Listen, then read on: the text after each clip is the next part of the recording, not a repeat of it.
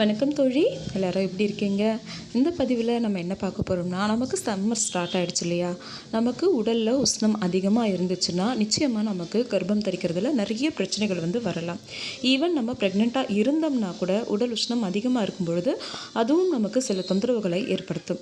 இந்த வெயில் காலத்தில் எந்த விதமான பக்க விளைவும் இல்லாமல் நம்மளுடைய உடல் உஷ்ணத்தை கண்ட்ரோலில் வச்சு எப்படி நம்ம சுலபமாக கரு உண்டாகலாம் அப்படிங்கிறத பற்றி தெளிவாக பார்க்க போகிறோம். வீடியோ பார்க்குறதுக்கு முன்னாடி இன்னும் நம்ம சேனலை சப்ஸ்கிரைப் பண்ணலாம் பண்ணிக்கோங்க தோழி. கர்ப்பம் தொடர்பான இன்னும் நிறைய விஷயங்களை தெரிஞ்சுக்கலாம். இப்போ நம்ம வீடியோ பார்க்கலாம். உடல் சூட்டை குறைக்கணும் அப்படின்னாலே வெயில் காலம் வந்துருச்சுனாலே நிறைய ரோட்டோரங்களில் சுலபமாக கிடைக்கக்கூடிய ஒரு பொருள் நம்மளுடைய பாரம்பரிய உணவில் முதன்மையாக இருக்கக்கூடியது இந்த கம்பங்கூழ் மற்றும் கேழ்வரகு கூழ் தான். இந்த கூழ் வகைகளை நம்ம எடுத்துக்கும் பொழுது உடல் உஷ்ணம் கணிசமாக குறையும். அது மட்டும் இல்லாமல் இது கூடவே நமக்கு கிடைக்கக்கூடிய அந்த சத்துக்கள் இது நம்மளுடைய கருப்பையை வளப்படுத்துறதுக்கும் கருமுட்டையை ஆரோக்கியமாக வளர வைக்கிறதுக்கும் ரொம்பவே சப்போர்ட்டிவாக இருக்கும். ஆண்களுக்கும் சரி விந்தணுக்களுடைய தரத்தையும் எண்ணிக்கையையும் அதிகரிக்க இந்த கம்பங்கூழ் மற்றும் கேப்பைக்கூழ் ரொம்ப ரொம்ப நல்லது. நீங்கள் களியாகவும் இதை எடுத்துக்கலாம். இது உங்களுடைய உடல் உஷ்ணத்தை நல்லாவே குறைக்கும். இதுக்கு கூட தயிர் மற்றும் சின்ன வெங்காயம் சேர்த்து எடுத்துக்கும் பொழுது உங்களுக்கு உடல் உஷ்ணம்ங்கிறதே உங்கள் பக்கத்தில் கூட நெருங்காது. அதே சமயத்தில் நமக்கு தேவையான நியூட்ரிஷன்ஸும் கிடச்சிரும். நிறைய சமயத்தில் நமக்கு மலச்சிக்கல் பிரச்சனை இருக்குது, கான்ஸ்டிபேஷன் இருக்குது அப்படின்னா இந்த மாதிரி கூழ் வகைகளை எடுத்துக்கும் பொழுது நமக்கு அந்த பிரச்சனையும் சரியாகும். அடுத்ததாக சிலருக்கு கம்பங்கூழ் அந்த டேஸ்ட் அந்த ஸ்மெல் பிடிக்காது. அப்படி இருக்கிறவங்க பழைய சாதம் எடுத்துக்கலாம். பழைய சாதமை அந்த சாதத்தோடு சேர்த்து எடுத்துக்காமல் அந்த தண்ணி மட்டும் நீங்கள் எடுத்துக்கலாம். ஏன்னா நம்ம அந்த சாதத்தோடு சேர்த்து எடுத்துக்கும் பொழுது நம்ம ரத்தத்தில் சர்க்கரையோட அளவு அதிகரிக்கும். ஆனால் அந்த தண்ணியில் நிறைய குட் பாக்டீரியா இருக்குது. அதாவது கட் பாக்டீரியான்னு சொல்லக்கூடிய நம்ம உடலுக்கு தேவையான நிறைய நல்ல பாக்டீரியாக்கள் இருக்குது. அதை நம்ம எடுத்துக்கும் பொழுது நம்ம உடல் ரொம்ப சுத்தமாகும். இப்போ டீடாக்ஸ் ஆகணும், பாடியில் இருக்க டாக்ஸின்ஸ்லாம் வெளியே வரணும் அப்படின்னு நம்ம நிறைய ட்ரீட்மெண்ட்லாம் எடுப்பாங்க, நிறைய பேர் மெடிசன்ஸ் எடுப்பாங்க. ஸோ அந்த மாதிரிலாம் எதுவும் இல்லாமல் நம்ம இந்த பழைய சாதம் அந்த தண்ணி மட்டும் குடித்தோம்னாலே போதுமானது. நம்மளுடைய அந்த குடல் முழுமையாக சுத்தமாகும், மலச்சிக்கல் பிரச்சனை இருக்காது. அதே சமயத்தில் உடல் உஷ்ணமும் நமக்கு அதிகமாக இருக்காது. இந்த ரெண்டு பொருளையுமே எடுத்துக்கும் பொழுது உங்களுக்கு உடல் உஷ்ணமும் குறையும், நம்ம உடலுக்கு தேவையான சத்துக்களும் கிடைச்சிரும். அடுத்ததாக விட்டமின் சி அதிகமாக நிறைஞ்சிருக்கக்கூடிய ரொம்பவே விலை மலிவாக இருக்கக்கூடிய எல்லாருமே வாங்கி பயன்படுத்தக்கூடிய நம்ம நாட்டு நெல்லிக்காய், அதாவது இந்தியன் கூஸ்பெரின்னு சொல்லக்கூடிய பெரிய நெல்லிக்காய் தான். இதை ஜூஸ் போட்டு எடுத்துக்கலாம். இதுக்கு முன்னாடி நெல்லிக்காய் பற்றி ஒரு வீடியோ போடும்போது ஒரு தோழி கேட்டிருந்தாங்க, அக்கா எனக்கு இந்த நெல்லிக்காய் ஜூஸ் குடித்தாலே தலைவலி வந்துடுது, ஆனால் நீங்கள் இதில் தான் நிறைய சத்து இருக்குதுன்னு சொல்கிறீங்க அப்படின்னு. இந்த மாதிரி சம்மர் டைமில் மதிய நேரத்தில் ஒரு நெல்லிக்காய், ஒரு பெரிய நெல்லிக்காய் அல்லது 2 பெரிய நெல்லிக்காய் எடுத்துக்கோங்க. ஒரு 10 கருவேப்பிலை, ஒரு 3-4 மிளகு சேர்த்து நல்லா அரைச்சி நல்லா ஃபில்ட்ரு பண்ணி இதை நீங்கள் எடுத்துக்கும் பொழுது உங்களுக்கு சளி பிடிக்காது, தலைவலி வராது.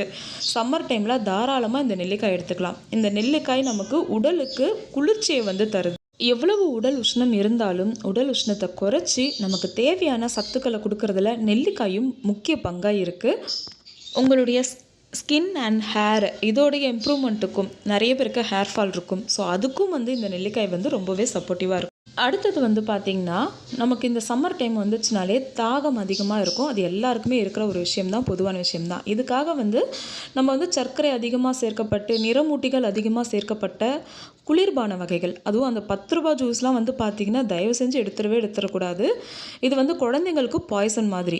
ஆக்சுவலி இந்த கோக் ஃபேண்டாலலாம் பார்த்திங்கன்னா 3 வயசுக்கு கீழே இருக்க குழந்தைங்களுக்கு இதை கொடுக்காதீங்க அப்படின்னு அவங்களே மென்ஷன் பண்ணியிருப்பாங்க. ஏன்னா இதில் அவங்களே கிருமி நாசினி சேர்த்துருக்கு அப்படிங்கிறத அவங்களே ஒத்துக்கிட்ட ஒரு விஷயம்தான். நம்ம இப்போ தான் புதுதாக கரு உண்டாக ட்ரை பண்ணிகிட்ருக்கோம், இல்லை கரு இப்போ தான் புதிதாக பதிஞ்சிருக்கு அப்படின்னா இந்த குளிர்பானங்களை நம்ம எடுத்துக்கும் பொழுது நிச்சயமாக பாதிப்பை ஏற்படுத்துறதுக்கு நிறைய வாய்ப்பு இருக்குது. அதனால் அந்த மாதிரி குளிர்பான வகைகளை தவிர்த்துட்டு நிறைய பழ வகைகளில் செய்யப்பட்ட குளிர்பானங்களை நம்ம எடுத்துக்கலாம். அதாவது ஜூஸ் எடுத்துக்கலாம். இப்போ ஆரஞ்சு ஜூஸ், சாத்துக்குடி ஜூஸ், தர்பூசணி ஜூஸ், தண்ணி பழம்னு சொல்லுவாங்க சிலர். அந்த மாதிரி பழ வகையில் நம்ம வீட்லேயே ரெடி பண்ண பழ ஜூஸ் எடுத்துக்கோங்க. சர்க்கரை சேர்க்காமல் நம்ம அதை எடுத்துக்கும் பொழுது நம்ம உடலுக்கு தேவையான புத்துணர்வு கிடச்சிரும், டீஹைட்ரேஷன் ஆகாமல் பார்த்துக்கும். அதே சமயத்தில் நமக்கு பாடி ஹீட்டும் குறைஞ்சிரும். இல்லைப்பா இதெல்லாம் என்னால் தனித்தனியாக ஃபாலோ பண்ணிலாம் செய்ய முடியாது அப்படின்னு சொல்லக்கூடிய தொழில்கள், ஒர்க்கிங் உமனாக இருக்கீங்க, இல்லை வீட்லேயே எனக்கு நிறைய வேலை இருக்கும், என்னால் தனியாக கூழ் காய்ச்சுறதோ கஞ்சி ரெடி பண்ணி குடிக்கிறதோ இதெல்லாம் வந்து எனக்கு செட் ஆகாது அப்படின்றீங்களா, அப்போ நீங்கள் செய்ய வேண்டிய சிம்பிளான ஒரு விஷயம், உடல் உஷ்ணம் அதிகமாகாமல் இருக்கணும்னா நிறைய தண்ணி குடிங்க.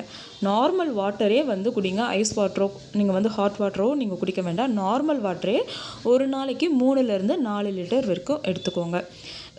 தண்ணியை எடுத்துக்கிறதுக்கு பதிலாக இளநீராகவும் எடுத்துக்கலாம். இந்த 2 விஷயத்தையும் நீங்கள் ஃபாலோ பண்ணிங்கனாலே உடல் உஷ்ணம் ரொம்ப அதிகமாகாமல் ஒரு கண்ட்ரோல்லே உங்களால் வச்சுக்க முடியும். இதையும் தவிர்த்து நிறைய நீர் காய்கறிகள், இந்த சுரைக்காய், பூசணிக்காய், புடலங்காய் இந்த மாதிரி நீர் காய்கறிகள் அதிகமாக எடுத்துக்கலாம்.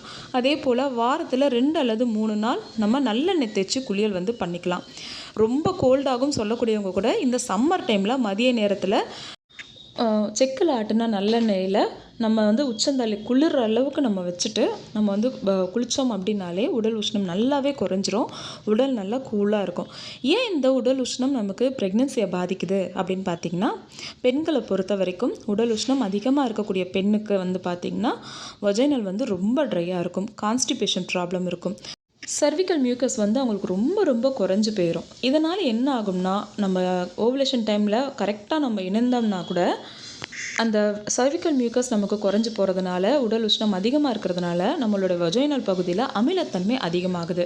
இதனால் ஈஸியாகவே ஸ்பெர்ம்ஸ்லாம் வந்து கருப்பையை சென்றடைய முடியாமல் வஜைனல்லையே வந்து சேலையிலேருந்து போகிறதுக்கு நிறைய வாய்ப்புகள் இருக்குது.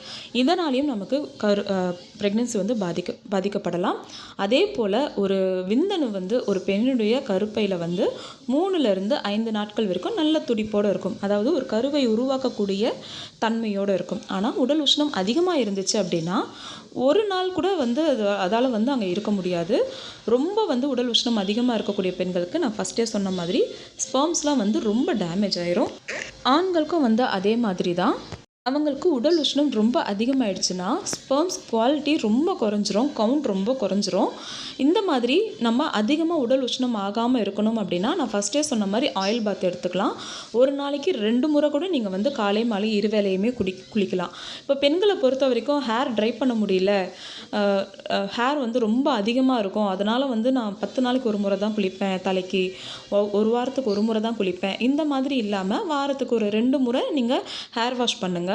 இது உங்களுடைய உடல் உஷ்ணத்தை குறைக்கும். நிறைய சமயத்தில் நிறைய பெண்களுக்கு காரணமே இல்லாமல் குழந்தை தள்ளி போகிறதுக்கு இந்த உடல் உஷ்ணம் ஒரு முக்கிய ரீசனாக இருக்குது. இதை பற்றி நான் ஆல்ரெடி பதிவு கொடுத்துருக்கேன். ஒரு தோழி வந்து சொல்லியிருந்தாங்க, பாடி ஹீட்னால் தான் எனக்கு இவ்வளோ நாள் குழந்தை நிற்காமல் இருந்திருக்கு. ஒர்க் பண்ணுற இடமும் வந்து ரொம்ப ஹீட்டான இடம் தான். ஒன்ஸ் நான் அந்த ஜாபை வந்து விட்டதுக்கப்புறம் கொஞ்சம் உடல் உஷ்ணத்தை குறைக்கக்கூடிய உணவுகளை எடுத்ததுக்கப்புறம் எனக்கு இயற்கையாகவே கருத்தரிச்சிச்சு அப்படின்னு சொல்லிட்டு ஒரு தோழி வந்து சொல்லியிருந்தாங்க.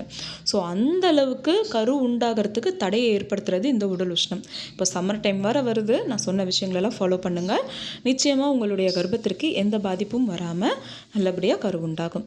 இந்த வீடியோ பிடிச்சதுன்னா மறக்காமல் ஒரு லைக் பண்ணுங்கள் தோழி. அடுத்த ஒரு நல்ல பதிவில் சந்திக்கலாம். நன்றி.